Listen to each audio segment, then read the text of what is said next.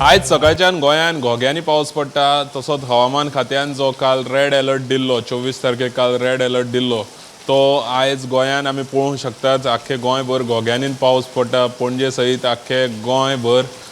पावस आयज पावसान नेट धरलेलो आसा जाल्यार हो जो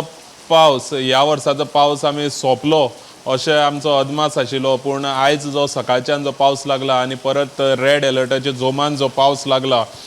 तो पळोवपाक गेल्यार